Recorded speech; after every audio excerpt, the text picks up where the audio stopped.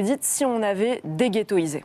Et ça, sincèrement, je vous le reconnais, vous êtes très fort sur l'emploi des mots. Et on sent bien votre formation trotskiste, ou tout à fait, on reconnaît le trotskiste en vous. Mais les mots que vous avez employés dans votre vie ont toujours été utilisés à dessein, ils ont touché juste, et à mon avis, ils ont fait beaucoup de mal. Je vais vous donner quelques exemples.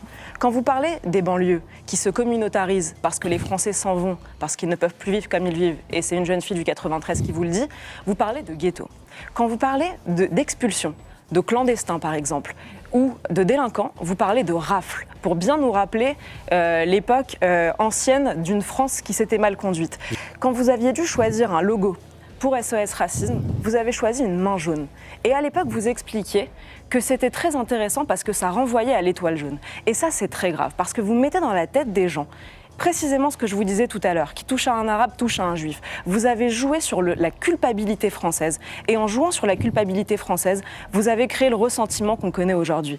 Parce qu'on ne dira pas à des gens qui doivent s'assimiler, s'intégrer, ou ce que vous voulez, le droit à la ressemblance, appelez-le comme vous voulez. On ne dira pas à des gens qu'ils doivent nous ressembler quand on leur apprend qu'on est des oppresseurs et des nazis. Et c'est malheureusement le sentiment sur lequel vous avez joué, en parlant de rafle, en continuant de parler de ghetto jusqu'à aujourd'hui. Les ghettos, c'est quelque chose historiquement de très grave. C'est pas anodin de dire qu'on a créé des ghettos. On les a pas créés, les ghettos. Ils se sont ghettoisés parce qu'ils vivent entre eux et qu'à la fin, les autres s'en vont.